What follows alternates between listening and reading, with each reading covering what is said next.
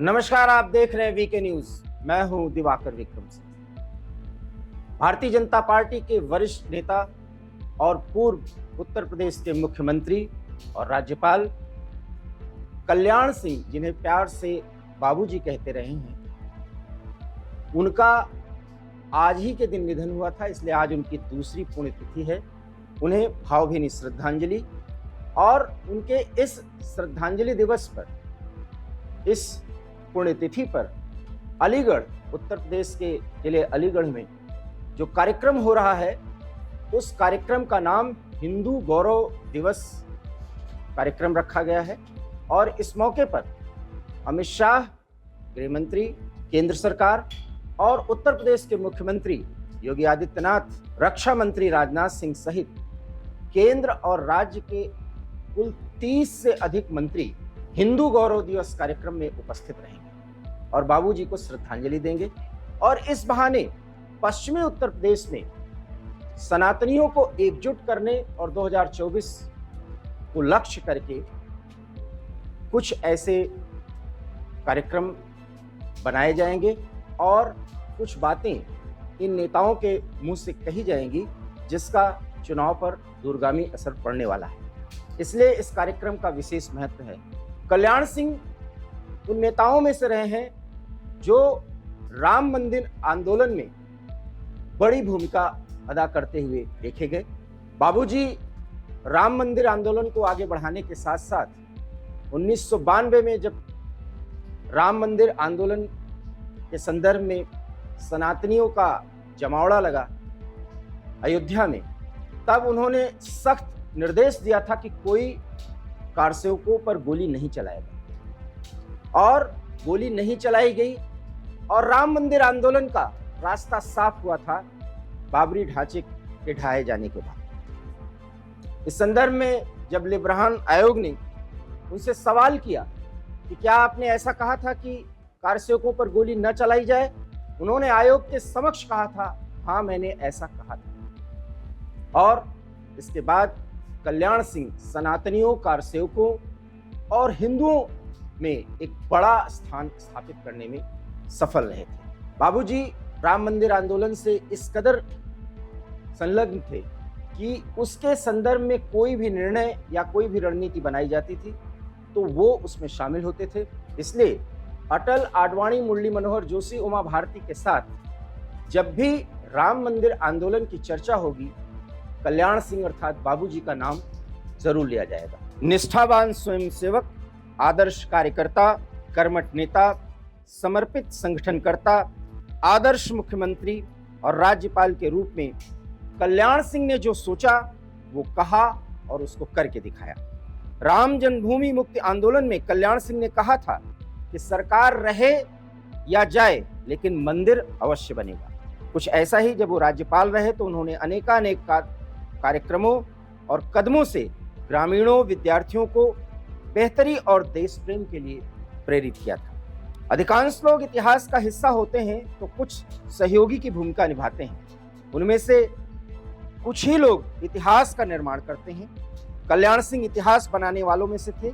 5 जनवरी 1935 को उनका जन्म हुआ था। निष्ठावान स्वयंसेवक, आदर्श मुख्यमंत्री और राज्यपाल के रूप में कल्याण सिंह ने कई मानक स्थापित किए जो मील का पत्थर साबित हो रहे हैं। कल्याण सिंह अयोध्या में बाबरी ढांचा ध्वस्त होने के समय उत्तर प्रदेश के मुख्यमंत्री थे। ढांचा ध्वस्त होने पर मुख्यमंत्री पद से उन्होंने इस्तीफा दिया था। केंद्र सरकार ने इस्तीफे को स्वीकार नहीं करते हुए उन्हें बर्खास्त किया था। वह उस समय देश के चर्चित नेता थे। ऐसे बाबूजी जो राष्ट्र सेवा, देश सेवा और राम मंदिर आंदोलन में पूरी तरह से समर्पित थे, उनका देहांत 21 अगस्त 2021 को हुआ था। राम मंदिर के मुद्दे पर 1991 में उत्तर प्रदेश में भारतीय जनता पार्टी की सरकार बनी थी और कल्याण सिंह मुख्यमंत्री ही नहीं बल्कि देश के एक कद्दावर नेता के रूप में उभरे थे। उन्होंने उत्तर प्रदेश को अपराध मुक्त बनाने के साथ ये वादा किया था कि वह जल्द ही राम जन्मभूमि क्षेत्र में खड़ी की गई अतिरिक्त बाधाओं को दूर करेंगे। उनकी पहली कोशिश यह थी कि गैर विवादित भूमि राम जन्मभूमि न्यास को सौंप दी जाए। इसके अंतर्गत उन्होंने राम जन्मभूमि न्यास को 42 एकड़ भूमि पट्टे पर दी और 2.77 एकड़ भूमि का अधिग्रहण करवाया। दूसरी ओर सत्ता पर बैठते ही केंद्र सरकार ने कल्याण सिंह सरकार को बर्खास्त करने की चुनौती देनी शुरू कर दी।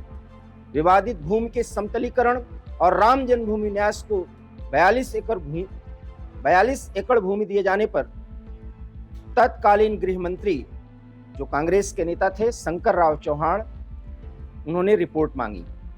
उन्होंने ये चेतावनी दी कि यदि उत्तर प्रदेश सरकार ने केंद्र सरकार के निर्देशों का पालन नहीं किया तो उसे धारा 356 के अंतर्गत बर्खास्त किया जा सकता है। 22 मार्च 1992 से 24 अप्रैल 1992 के बीच सवाल जवाब से केंद्र और राज्य सरकार के बीच तनावपूर्ण माहौल पैदा हुआ था।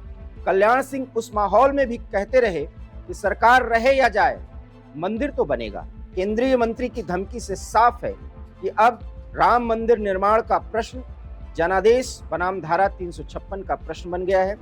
सरकार और मंदिर से मंदिर पहले चुना जाएगा। राम कथा कुंज के लिए 42 एकड़ भूमि राम जन्मभूमि न्यास को सौंपी गई, उनमें से 1 इंच भी विवादित नहीं है, ये कल्याण सिंह का कहना था। हम आपको बता दें कि दिसंबर 1992 के पहले सप्ताह की शुरुआत में अयोध्या में कारसेवकों की उपस्थिति और वहां पर छावनी जैसी स्थिति बनी थी। 3 दिसंबर को गृह मंत्री शंकर राव चौहान ने लोकसभा में कहा कि किसी भी स्थिति से निपटने के लिए कार्य योजना बनाई गई है और 4 दिसंबर को मानव संसाधन मंत्री अर्जुन सिंह ने कहा था कि केंद्र सरकार अयोध्या की गतिविधियों पर नजर बनाए हुए है तथा संविधान न्यायालय की गरिमा को बरकरार रखने के लिए हर जरूरी कदम उठाने को तैयार है। लेकिन अयोध्या के हालात तो अलग थे। चारों तरफ कारसेवक ही कारसेवक थे। कोई राम मंदिर निर्माण विरोधी व्यक्ति संगठन जिला मुख्यालय फैजाबाद में निकलने की स्थिति में नहीं था और 6 दिसंबर को ढांचे को ध्वस्त करने में सैकड़ों कारसेवक उपस्थित हुए और उन्होंने ढांचे को ध्वस्त कर दिया। कल्याण सिंह के किसी भी सूरत में गोली नहीं चलाने के आदेश ने अयोध्या को भीषण खून खराबे से बचाया था। ये जानकारी बहुत महत्वपूर्ण है। लेकिन ढांचा ध्वस्त हुआ और इसके बाद कल्याण सिंह ने कहा, मैं इस घटना की जिम्मेदारी अपने ऊपर लेता हूं। तो सुना आपने कि किस तरीके से कल्याण सिंह राम मंदिर के लिए रास्ता साफ करते हुए नजर आए और साथ ही साथ जब विवादित ढांचा ध्वस्त हो गया तो उन्होंने कहा कि वो जिम्मेदारी लेते हैं कि जो भी ढांचा ध्वस्त हुआ है उसके लिए वो ही पूरी तरह से उत्तरदायी हैं। और ऐसा कहकर उन्होंने अपने सरकार की बलि दे दी। लेकिन राम मंदिर का रास्ता बाबूजी अर्थात कल्याण सिंह ने साफ किया था और इसके लिए वो कालजयी के रूप में याद किए जाएंगे। आज उनकी पुण्यतिथि है। ऐसे पुण्यतिथि के मौके पर हर एक सनातनी उन्हें श्रद्धांजलि अर्पित करता है। आपको हमारी ये खबर और ये जानकारी कैसी लगी, आप हमें अपना मत दीजिए और कल्याण सिंह के संदर्भ में और क्या कुछ सोचा और क्या नीतियां आगे बढ़ाई जा सकती हैं, कौन से कार्यक्रम और किए जा सकते हैं जिससे सनातनियों का भला हो, हमें बताएं। फिलहाल मुझे दीजिए इजाजत। नमस्कार। वीके न्यूज, राष्ट्र के नाम।